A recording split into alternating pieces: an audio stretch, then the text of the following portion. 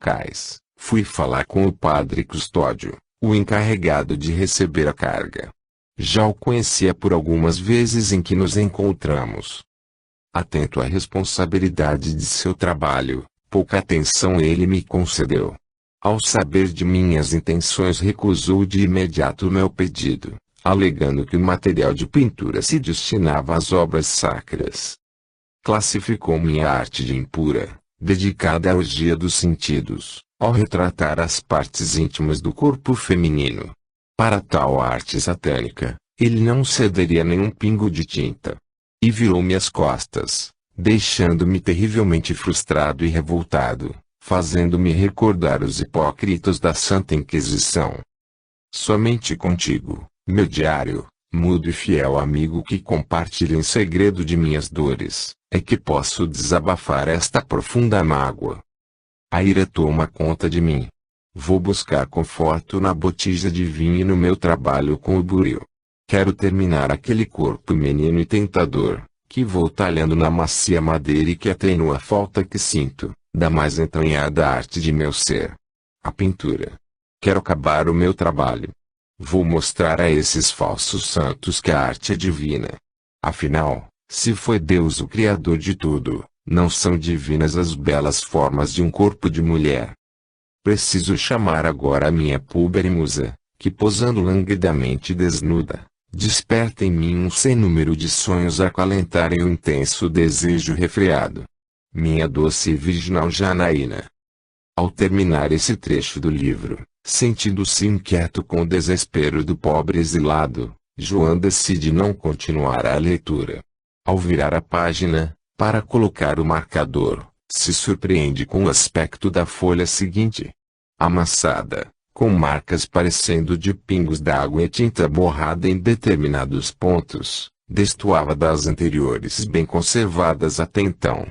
Um estranho arrepio corre por seu corpo. Intrigado, resolve ler novamente. E em meio aos borrões, uma caligrafia irregular e trêmula, dificulta mais ainda a leitura. Segunda-feira, 16 de dezembro. Meu Deus! Estou arrasado. Completamente aniquilado. Faço parte agora da escória da vida. Passei afogado na bebida todos esses últimos 28 dias. Tornei-me um hediondo ser. Hoje, mais lúcido, volto a escrever.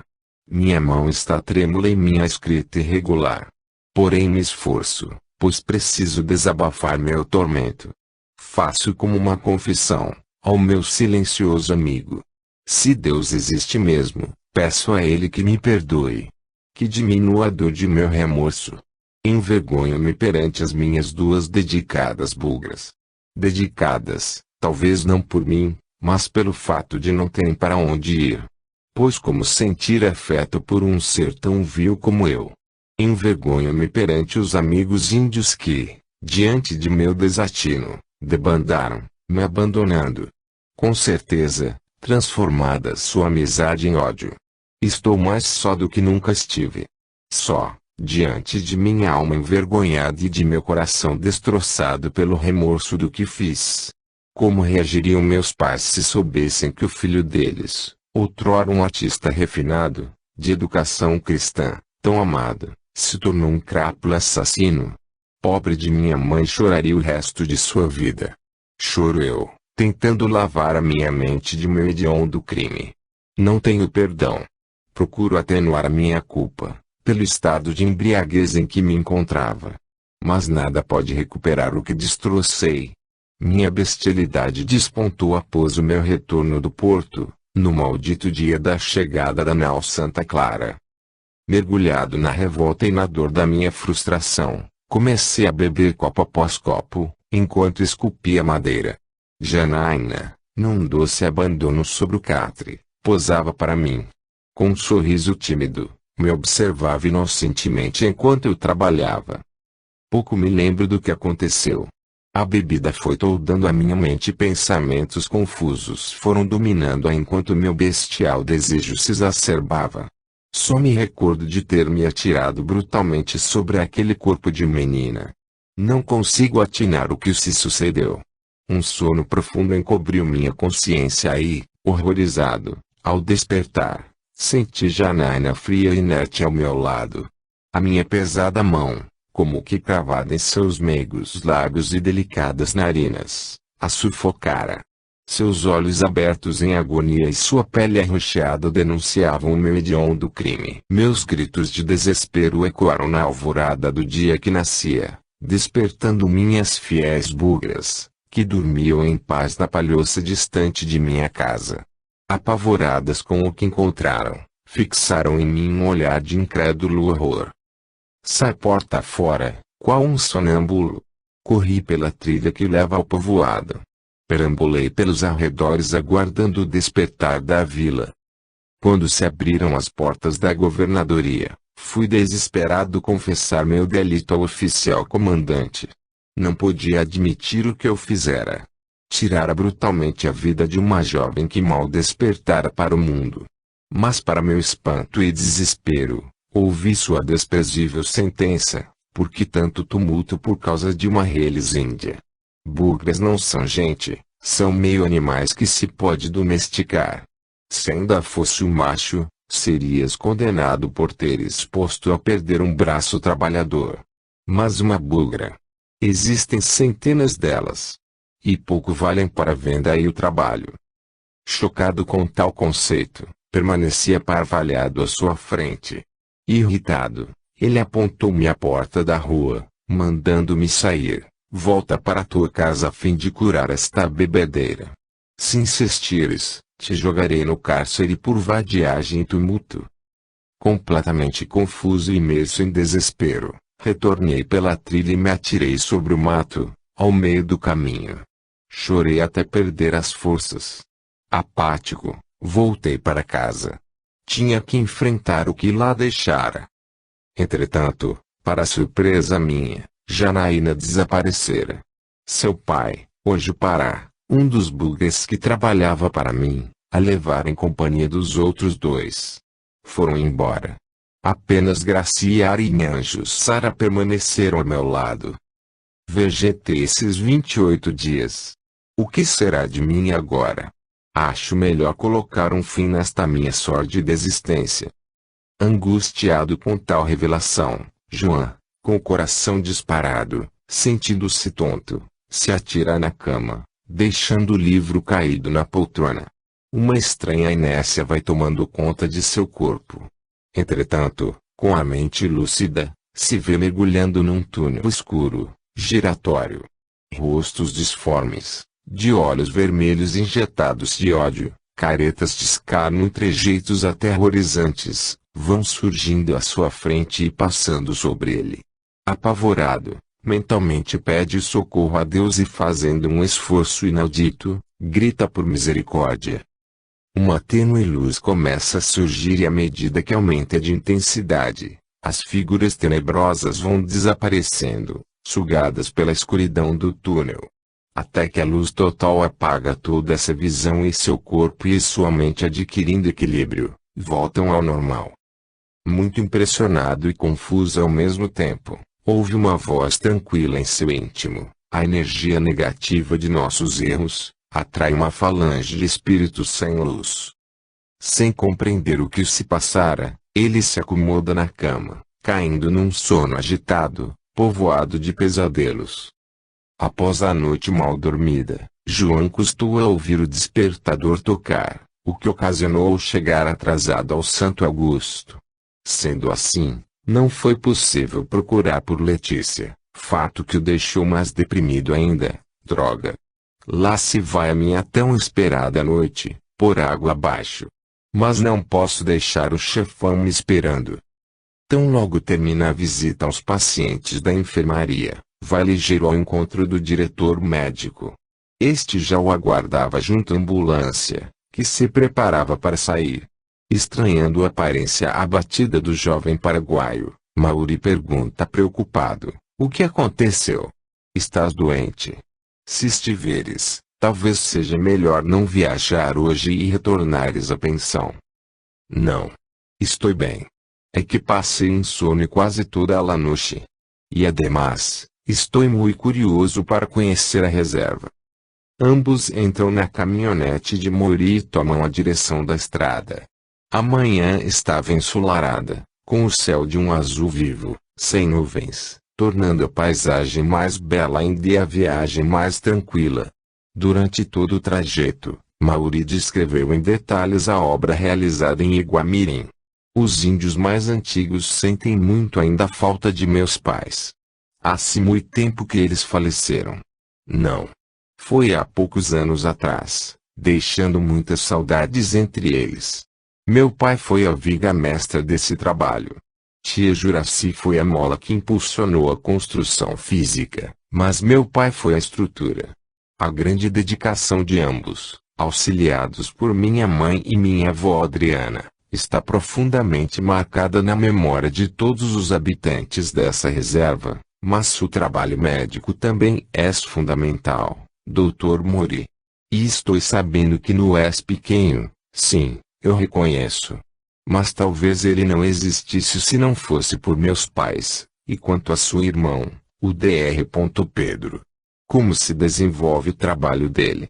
Ele tem procurado elevar o conceito da raça Guarani, buscando suas raízes, num esforço árduo de provar a sua importância na formação da raça brasileira.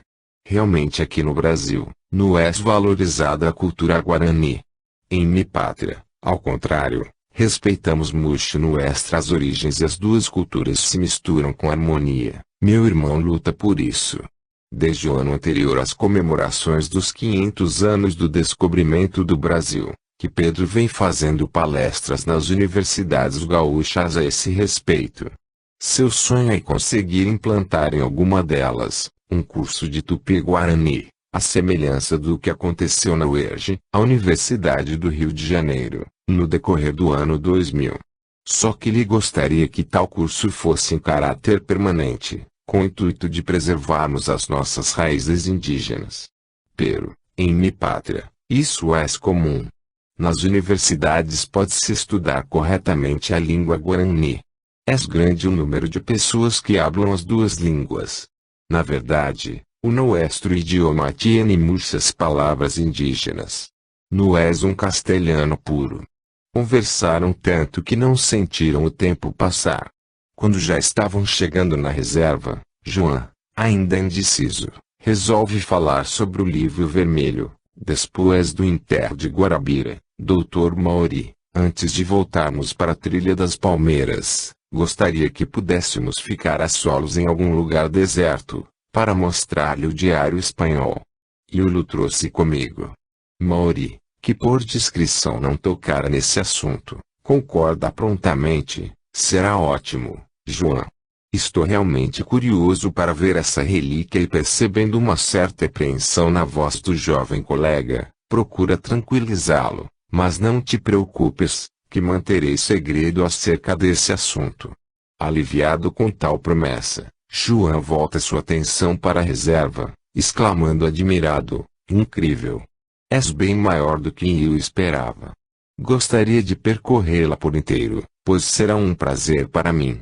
Certamente teremos tempo suficiente para isso, afirma Mauri, enquanto estaciona o carro junto à ambulância que chegara antes deles.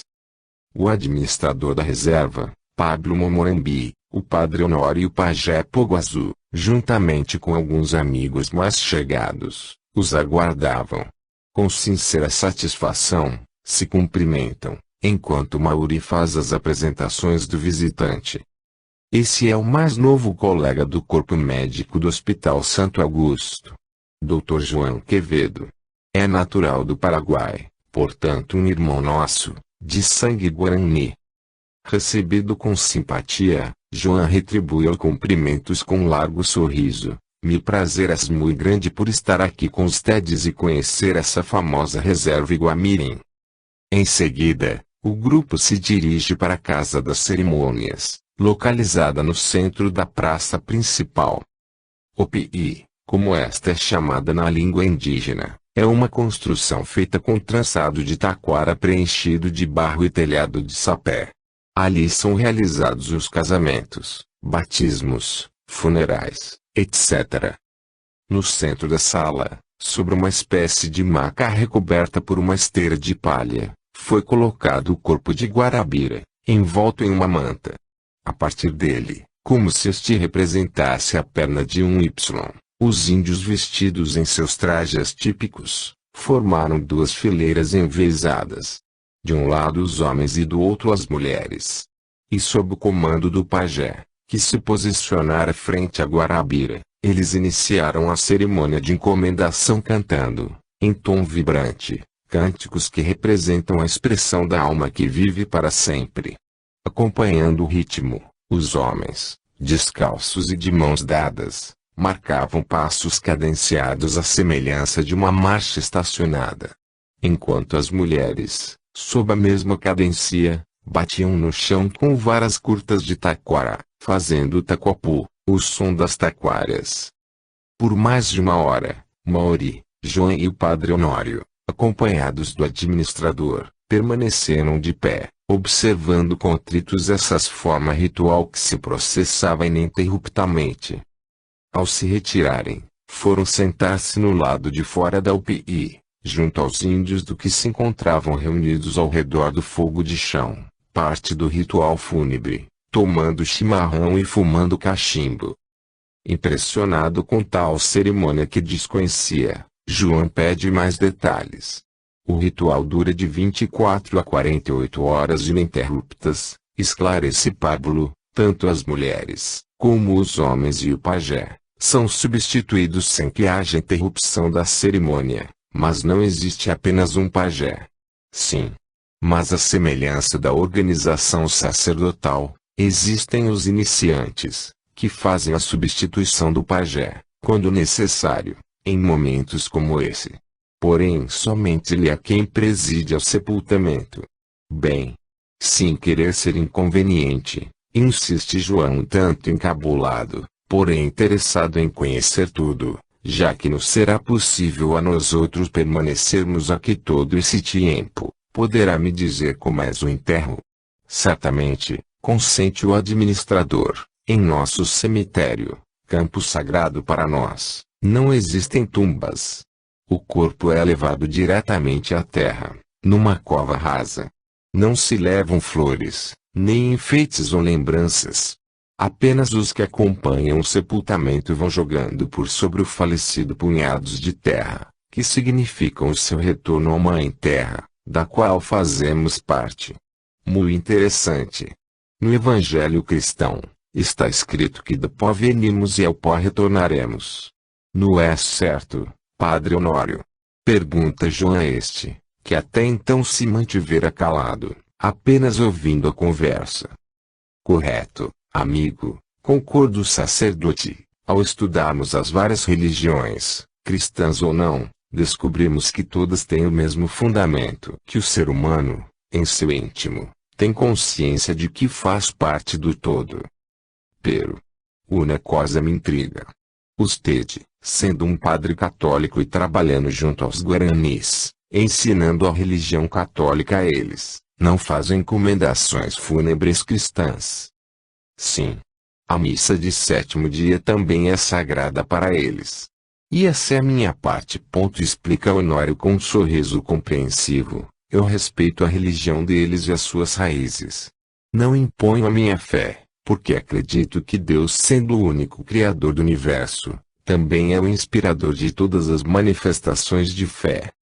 Mauri, tendo terminado a conversa que mantinha à parte com o Dr. Marcelo Ponoara, volta-se para eles com o interesse despertado pelo assunto. Pois é pensando e agindo dessa maneira que Padre Honório tem conseguido realizar o belo trabalho de harmonização e equilíbrio entre as duas religiões, facilitando assim o despertar do sentimento de orgulho por nossa raça guarani e a compreensão de que é necessário que nos adaptemos aos costumes da civilização branca, para unidos, conquistarmos um progresso maior em nosso planeta Terra. Intervém o médico guarani, se apressando em complementar a observação de Mauri, demonstrando grande satisfação por sua própria conquista profissional. O sol ainda estava a pino quando eles saíram da reserva. Percorridos uns 15 quilômetros, João pediu a Mauri que parasse o carro num refúgio do acostamento, sob a copa frondosa de um cinamomo. Creio que aqui és um local agradável para que eu lhe mostre o Liurucuy. Explica, retirando da mochila o diário espanhol. Liurucuy. O que significa isso? Quer dizer um livro muito viejo, no idioma guarani. Aprendi com o velho Bulgue. Traço e abrindo o diário, a ponto alto da primeira página, veja a data que lhe falei, 1601. Incrível, não é verdade? Realmente esse diário é uma relíquia, e observando a escrita se surpreende mais ainda, porém muito difícil de ser lido, pois deve ser um castelhano de ortografia antiquada, é verdade. Por isso estou lendo muito devagar. Tem muitas palavras que não compreendo. Apenas adivinho o sentido delas. Mas conta para mim, João, o que já conseguiste ler? Estou realmente muito curioso. Resumindo bastante, esse expõe o que já sabe sobre a saga do pintor espanhol. E um tanto constrangido, fala sobre as estranhas sensações que sentiu nas últimas noites de leitura, explicando assim o motivo de seu abatimento. Foi tudo tão estranho que, apesar de minha extrema curiosidade, estou tendo um certo receio em continuar a leitura, e mostrando onde parara de ler, continua, veja, Dr. Mauri, essas últimas páginas estão amassadas, pero a seguir, já se encontram perfeitas e com uma caligrafia mais harmoniosa. Bem, fala Mauri com certa hesitação, essa sensação estranha que sentiste, pode ter uma explicação a nível espiritual. Como assim? Se surpreende João. Quando temos sensibilidade mediúnica, captamos as energias contidas em objetos antigos. Sentimos ao tocá-los, as emoções vividas por seus ex-proprietários. Às vezes conseguimos até ver, através de nossa mente, as situações passadas. Penso que este diário, escrito com tanta emotividade, deve conter ainda as energias de quem o escreveu. Pero então-se, eu tenho sensibilidade mediúnica? Pergunta João mais impressionado ainda. Na verdade João, todos nós temos sensibilidade mediúnica. Podemos chamar de paranormalidade, ou qualquer outro título. Mas é o despertar de nossa consciência cósmica. O início do funcionamento da nosso consciente direito que, até algum tempo atrás, como tu bem sabes, a medicina não encontrava muita utilidade. Sim. Creio que se é verdade. Pero ainda não havia pensado sobre isso. Como clínico geral, minha visão é bem física. Se tu te interessares um dia por esses assuntos espirituais, de expansão de nossa consciência cósmica, posso te levar a um centro espiritualista, que eu frequento. Lá encontrarás muitas respostas. Tomado de curiosidade, João aceita imediatamente. Sendo assim, poderemos marcar para a semana que vem. Avisarei com antecedência. Está bem, ótimo, concorda entusiasmado. Bem, já que me mostraste o Liurucuy, diz Maurício sorrindo, vamos continuar nossa conversa pela estrada fora, senão chegaremos muito tarde em casa. E juntando o ato às palavras, dá partida no carro. João, lembrando-se de Letícia, pensa satisfeito, pode ser que eu ainda tenha tempo de marcar um encontro com ela. E um tanto a contragosto, mas em consideração ao seu chefe, pergunta, e quanto ao diário, Dr. Mauri, usted gostaria de ficar algum tempo com ele? Não, João. Já satisfiz em parte a minha curiosidade, posso esperar até terminares a leitura. Vais continuar a ler, não é mesmo? Claro. Minha curiosidade é bem mais forte do que meus temores. Ainda mais a hora que puedo começar a compreender o que está se passando comigo, cresce mais ainda o desejo de me aprofundar mesmo nessa incrível leitura. Mas se tu puderes relatar para mim a história à medida que fores lendo, gostaria muito. Pode ser? Combinado. Será com muito prazer que o manterei informado. Localizado em uma fazenda próxima da cidade, o Recanto da Pedra pertence a um agradável hotel-fazenda, inaugurado há pouco mais de um ano. Seu proprietário, um ex-jogador de futebol da seleção brasileira, natural de Trilha das Palmeiras, durante alguns anos atuou num time espanhol. Agora aposentado, resolvera retornar às suas origens, realizando um antigo sonho de viver no campo o resto de sua vida. Assim, comprou essa pequena fazenda, pouco produtiva por ter um solo pedregoso, mas que lhe trouxe à lembrança uma agradável região do interior da Espanha. Com visão empresarial, ampliou e transformou a sede numa confortável pousada. Quanto ao restaurante, planejou a semelhança de uma casa de pasto, que conhecera naquela pequena cidade espanhola. Fez a sua construção na encosta de uma grande pedra, que adentra a parte no salão de refeições. Daí o nome de Recanto da Pedra. Com uma decoração rústica, porém bem planejada, tem a visão de um bonito jardim tropical através de uma larga parede de vidro, proporcionando aos frequentadores a sensação de se encontrar em campo aberto, que se estende ao longe. À noite, lâmpadas escondidas por entre as plantas, dão um toque paradisíaco ao local, favorecendo o romantismo aos enamorados que buscam um lugar mais aconchegante. Assim, neste belo cenário, Joan realiza seu primeiro encontro com a Letícia. Finalmente você me deu o prazer de trazê-la aqui. Não és um lugar muito lindo? Pergunta ele sorrindo, sentada ao seu lado na pequena mesa bem posta, adornada com flores do campo. Tens razão. Já haviam me dito que era um local bonito e acolhedor. Só que superou a minha expectativa. Não é à toa que está sendo considerado um ponto de atração turística na região. Sim. E você não imagina como foi difícil reservar essa mesa por telefone, em cima da hora. Aos sábados, está sempre lotado. Mas também, tão charmoso assim, não é para menos, isso sim falar na comida que é deliciosa. Encomendei um puquicheiro, que apesar de não ser um prato típico da Espanha, e sim paraguaio, está incluído no cardápio das comidas de origem espanhola. Espero que seja de teu agrado.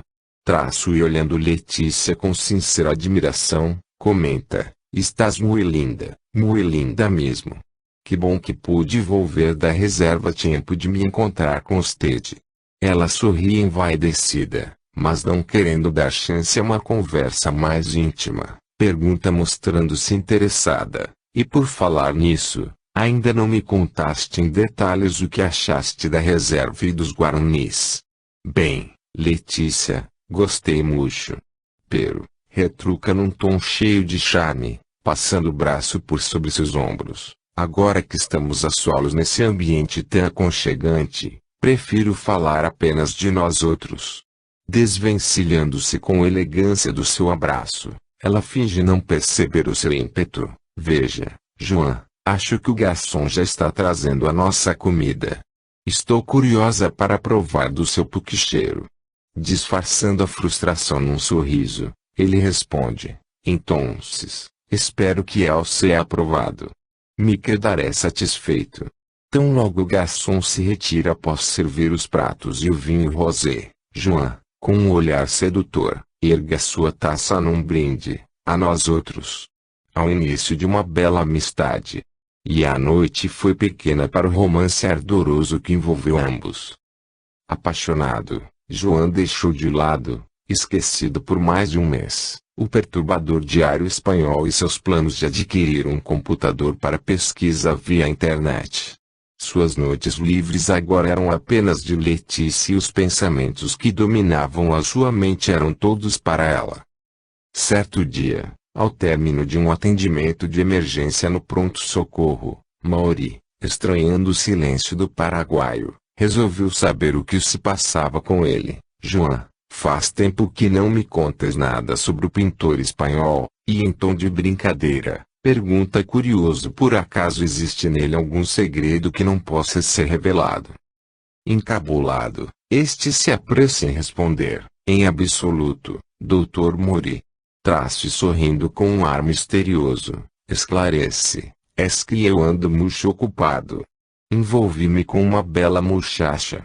Estou enamorado, e com um riso maroto, arremata, as ilhas noches se tornaram mais curtas. Aí, o amor. Agora entendo teu silêncio. Fala Mauri rindo compreensivo, mas, quando recomeçares a ler a saga de Rodrigo, não te esqueças de mim. Por certo. Como dizem por cá, promessa és dívida, e com um largo sorriso se despede do diretor, saindo da sessão de emergência em direção à sala de telefonia. Surpreso, encontra Letícia se preparando afobada para sair. O que se passa, querida? Oh, João.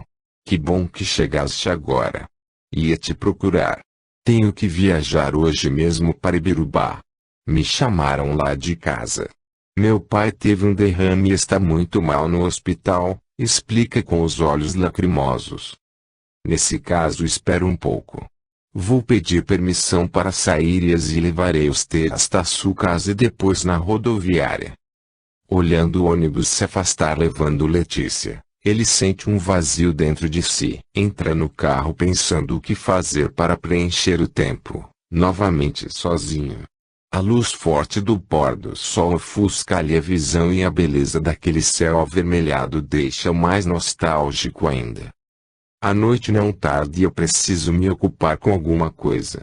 Lembra-se então do projeto de pesquisa via internet e, mais animado, resolve aproveitar o final da tarde para percorrer o comércio e finalmente comprar o computador. Sem dificuldade efetiva compra e com a promessa da entrega e a instalação do mesmo marcadas para o dia seguinte, João se retira satisfeito da loja. Foi ótimo sim. Terei um novo amigo para as minhas noites solitárias. Já passava das 8 horas quando chega na pensão. Havia jantado na lancheria e a sensação de solidão retornara novamente. Como em tão pouco tempo a Letícia modificou minha rotina, dando um sabor especial à minha vida. Coitada. Tomara que o pai se recupere, senão sofrerá um choque muito grande. Soltando um profundo suspiro, se preocupa, e, egoisticamente pensando, meu romance também levará um grande baque. Imerso nesses pensamentos, ia se dirigindo para a escada, quando a dona da pensão se acerca dele. Doutor João, que bom que estou lhe encontrando agora.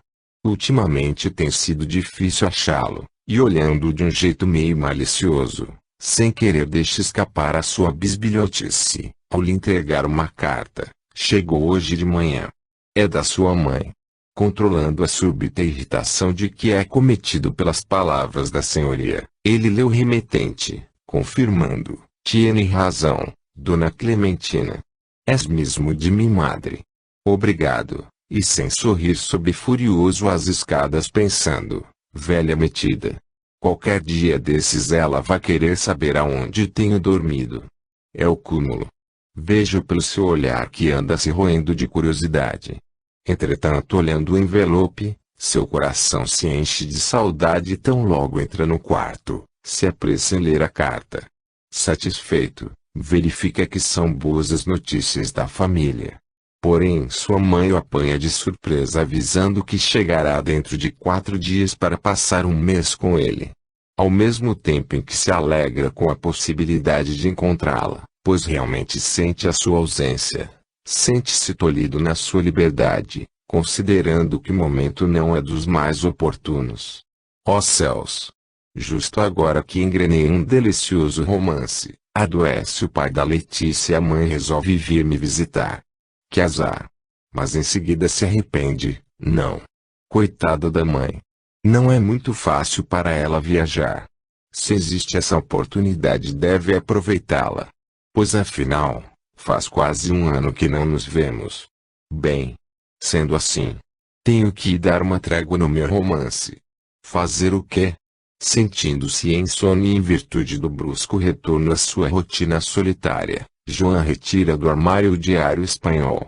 Ainda bem que tem o Urucuí para me fazer companhia, e sentindo-se novamente interessado por este, se acomoda na poltrona.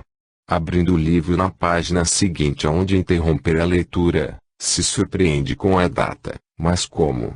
Como 10 de setembro de 1617.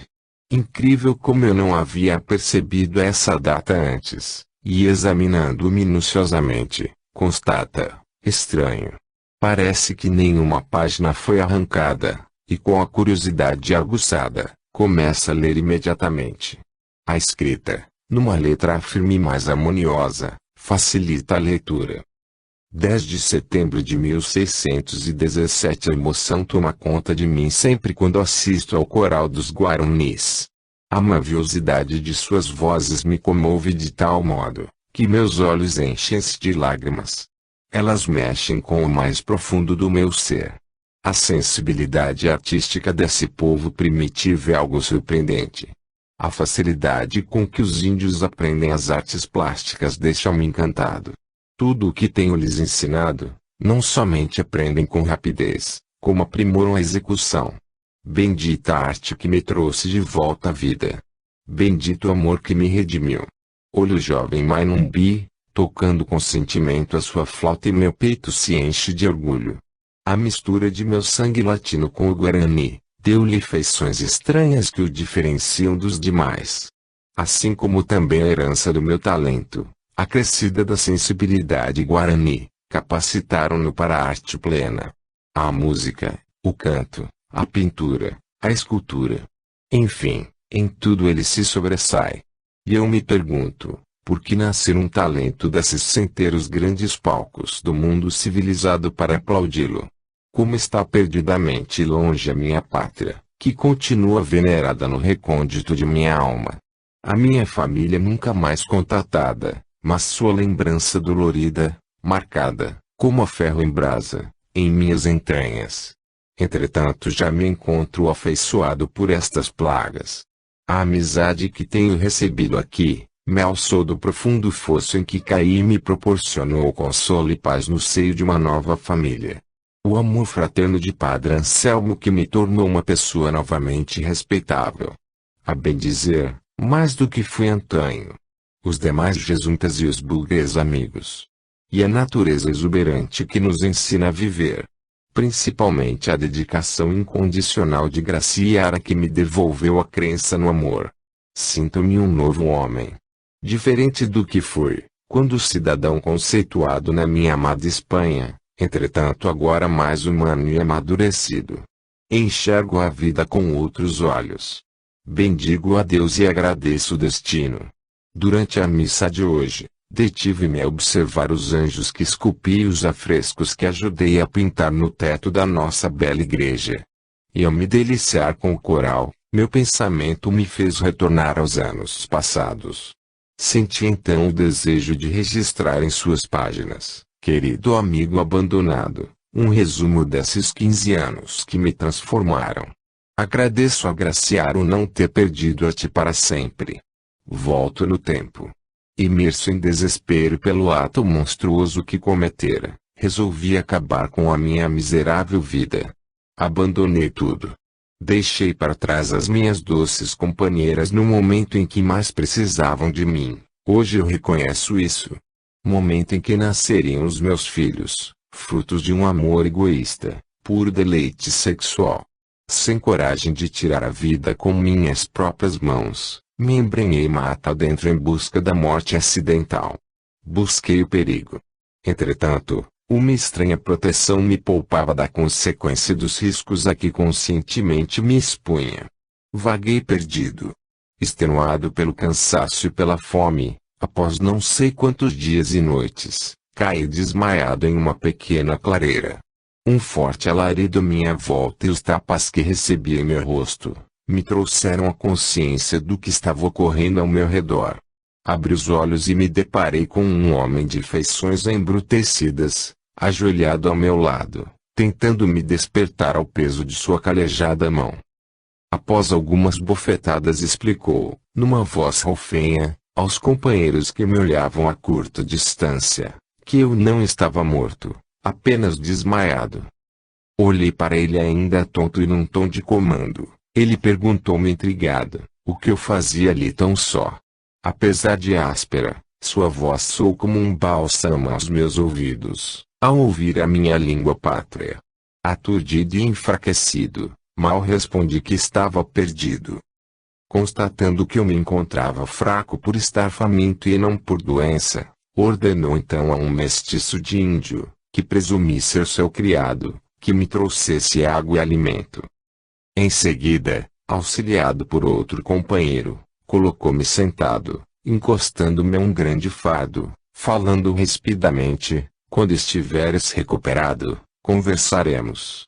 Agora beba e coma. E sem mais nada dizer, foi se reunir com os outros e, juntos, se afastaram de mim confabulando em voz baixa.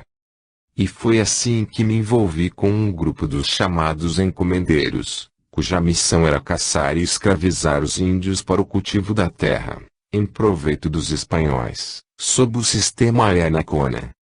Quando vivi em Assunção, apenas conheci os índios que obedeciam ao sistema Mita.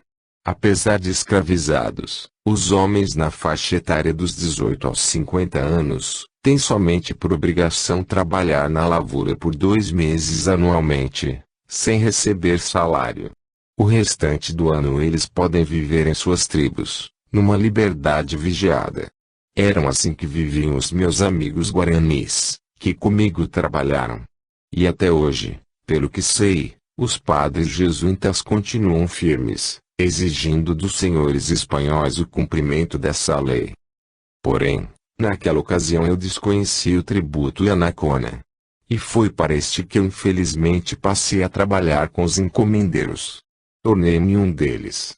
Terrível sistema. É uma penalidade, ainda em vigor, que se impõe aos índios capturados na mata, considerados injustamente como rebeldes ou hostis pelos chefes militares. Na verdade, o governo busca dessa maneira a mão de obra escrava. Os seconas, também chamados peças, são privados de tudo. De família, de haveres independente da idade ou sexo, têm que servir a seus amos na forma que eles desejarem, sem remuneração alguma. Na sua maioria são enviados para regiões insalubres e remotas, para o cultivo da erva mate, trabalhando até se extinguirem as suas forças. Por longos 4 anos colaborei para esse tipo de vida, que então desconhecia. Desprezível, terrivelmente desumana e da qual me envergonho e me arrependo amargamente de tê-la vivido.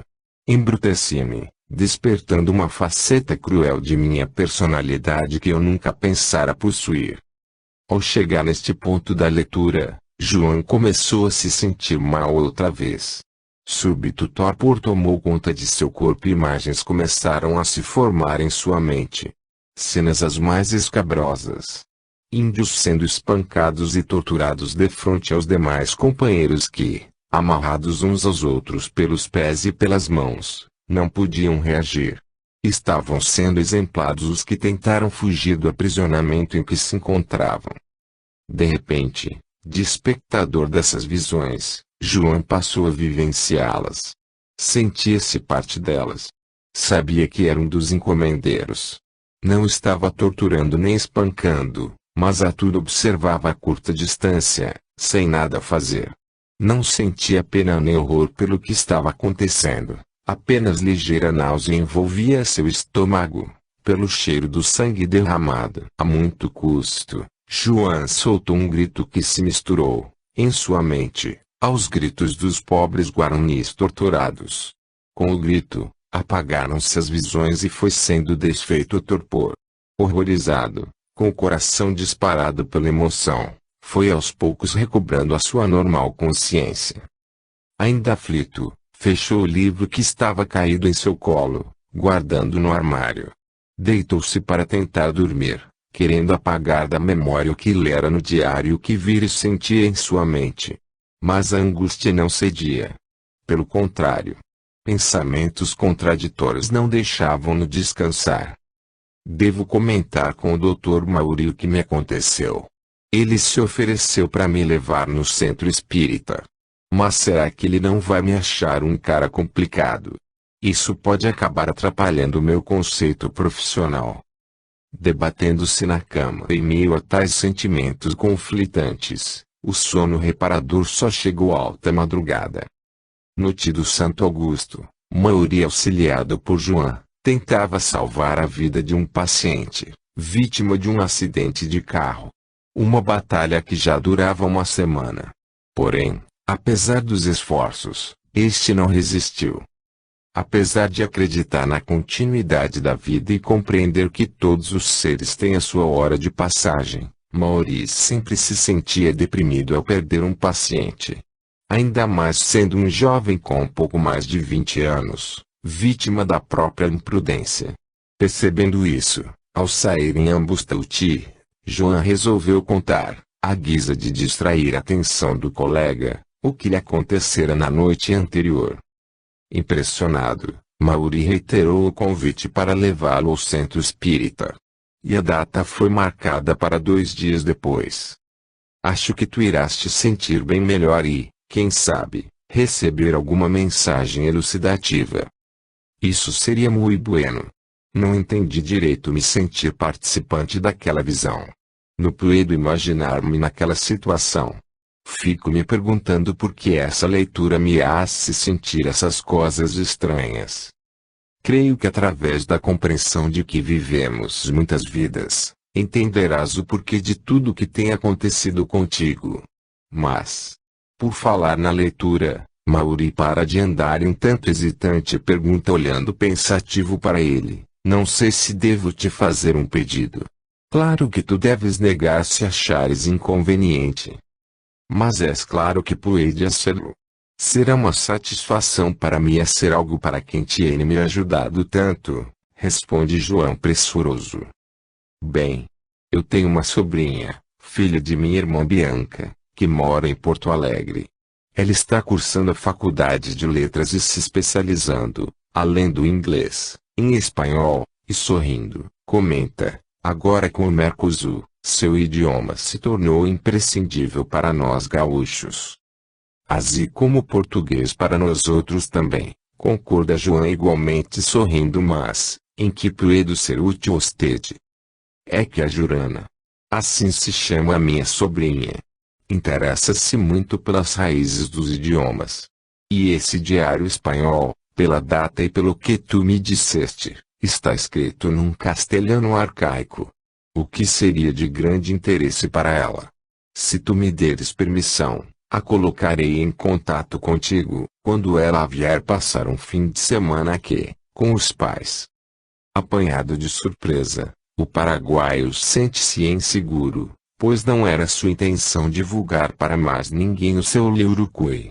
Sem querer negar o pedido do diretor médico, nem ser indelicado, procura pensar rápido uma desculpa.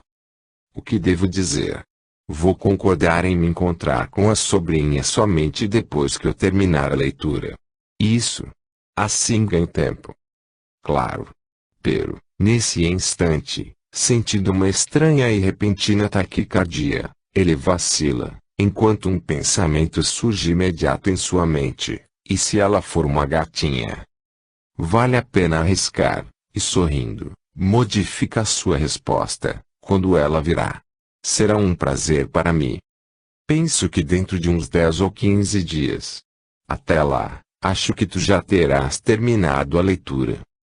Já interessado em conhecer a jovem sobrinha, João pergunta ligeiro, pero ela não tiene computador. E eu tenho ora um em mi quarto. Comprei há poucos dias atrás. E hoje devem ligar a linha telefônica que aluguei. Estou ansioso para inaugurá-la. Assim poderíamos nos comunicar através da internet. Quando ela venir já estará conhecendo a história. Bem pensado João, satisfeito, Mauri concorda de imediato, sei que ela tem computador, sim. Só não me recordo qual é o e-mail. Mas devo ter anotado lá em casa. Como já estivessem chegando no corredor interno de acesso à policlínica, Mauri se despede, bem. Vou ficar aqui. Os clientes estão me aguardando. Podes deixar que vou telefonar hoje mesmo à noite para a Jurana explicando que tu vais entrar em contato com ela. Amanhã te darei o e-mail. Muito bem. Ficarei aguardando. E eu também tenho que ir atender na ala dos pacientes terminais. Hasta amanhã. E apressando o passo, João segue para a escada que leva ao segundo andar do hospital. Pensando preocupado, Será que fiz bem? E se ao invés de gatinha ela for um amuleto contra a luxúria? Aí estarei ferrado. Aí, que falta estou sentindo da Letícia? Após inaugurar o computador, satisfeito com a compra realizada, João mal pensara em Letícia. Já sonolento, se prepara para dormir. Entretanto, ao passar frente ao armário sente-se compelido a apanhar o diário. Não deveria mexer com ele hoje. Seria melhor dormir cedo. Mas, como será que Rodrigo se libertou daquela vida infame? Ele se refere a Graciara e a seu filho. Como os reencontrou? Sentindo a curiosidade crescer, mergulha novamente na saga do pintor espanhol. Até que um dia, nosso grupo navegava rio acima em um precário barco. Pequeno para os 8 homens e mais a carga que levávamos. Porém recebêramos uma encomenda com curto prazo de entrega. Precisávamos adentrar a mata mais ao norte, onde fomos informados que havia uma pequena tribo guarani. Seria, portanto, uma caçada mais fácil, pois tais índios deveriam estar indefesos. E o trajeto pelo rio Paraná encurtaria em muito a nossa caminhada. Seguíamos próximo à margem, pois remávamos contra a correnteza. Em dado momento, inesperadamente, nosso barco colidiu com um grande tronco que vinha rio abaixo, semi-oculto pela vegetação ribeirinha. Com a colisão o barco quase virou eu, que me encontrava sentado na popa, fui precipitado nas águas turvas e profundas. Meus companheiros não tentaram me resgatar. Penso que me julgaram afogado. Eu mesmo a me sentir na profundeza das águas, assim me julguei. Voltei à tona e o meu instinto de sobrevivência me fez lutar para manter minha cabeça fora d'água, enquanto a correnteza me levava rio abaixo. Entretanto, por um capricho do destino, o mesmo tronco que abaurara o nosso barco, encalhara mais adiante junto à margem e, sem raciocinar, instintivamente agarrei-me a ele, salvando-me do afogamento. Novamente fui guiado por uma força interior e, com muita dificuldade, subi no barranco da margem e entrei na mata, que naquele local não era tão densa. Entretanto, extremamente cansado encostei-me a uma árvore, consciente de que somente a morte me aguardaria naquele ermo selvagem. Sem alimento, sem armas, nem ao menos uma faca, como poderia sobreviver? Afinal, pensei, chegara a hora que tanto desejara. A hora que finalmente terminaria com a minha miserável vida. Entretanto, sem sentir rezei, coisa que não fazia há tanto tempo. Rezei para que a morte não demorasse muito. Pedi apenas que o meu sofrimento fosse abreviado. No mais, ela era bem-vinda. Mas as horas se arrastaram. As roupas secaram pela ação do vento morno que soprava.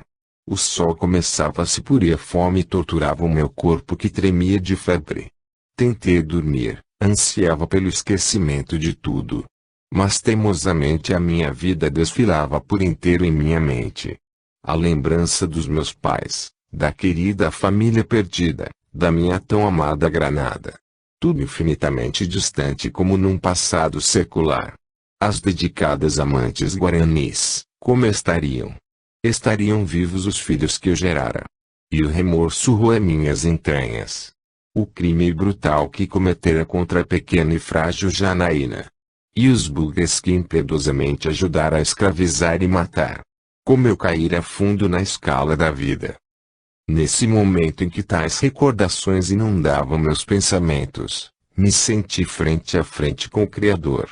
Era a hora do meu julgamento. Eu era réu, acusador e juiz de mim mesmo. E meus erros afrontavam a minha consciência, no limiar da morte.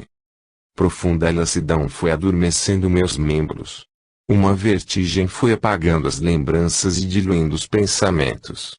Me senti mergulhando no espaço profundo e ouvi como ao longe, um tropel de cavalos e vozes que não conseguia distinguir.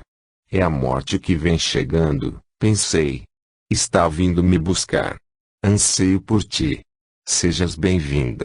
Porém o tropel cessou, os cavalos relincharam e as vozes se tornaram mais próximas, mais audíveis. Vamos acampar aqui. É um bom lugar para se passar a noite. Tais palavras ditas em castelhano, entremeado do idioma guarani, me despertaram. Não era a morte, mas sim a vida que me chamava de volta. Veja, Padre Anselmo.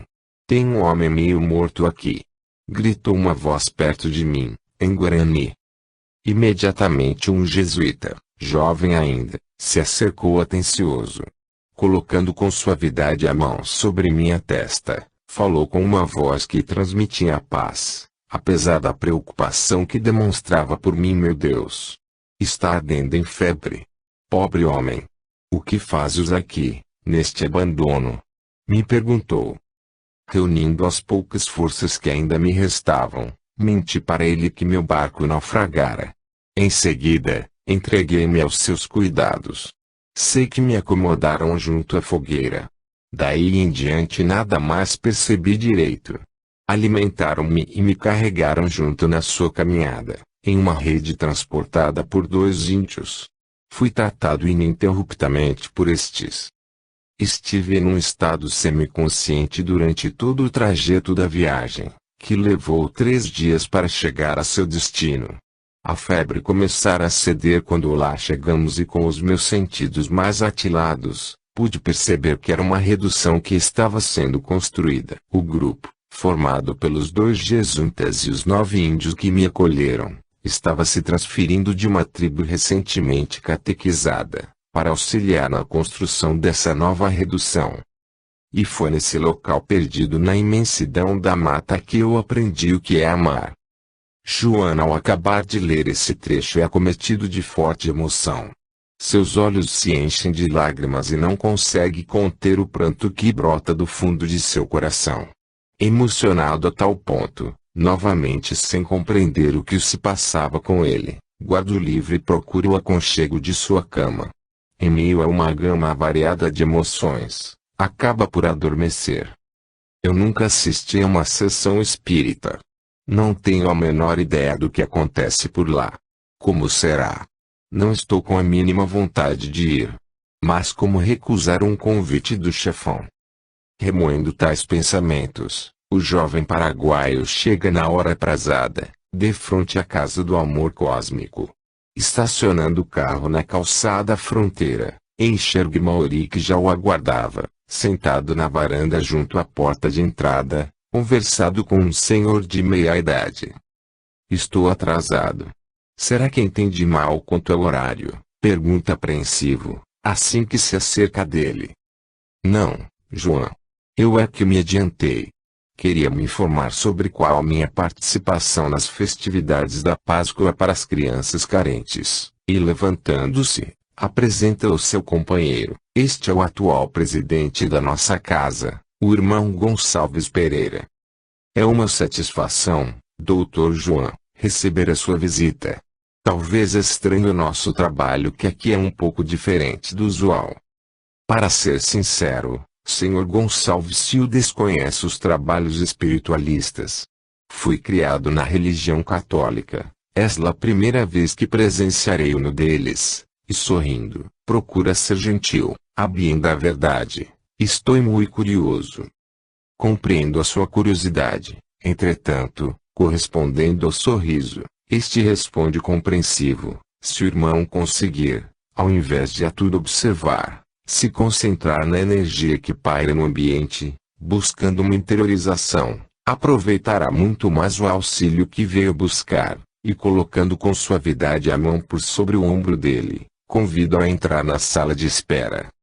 Era uma peça pequena, onde várias pessoas adultas e algumas crianças se encontravam sentadas nas cadeiras enfileiradas, aguardando o início dos trabalhos.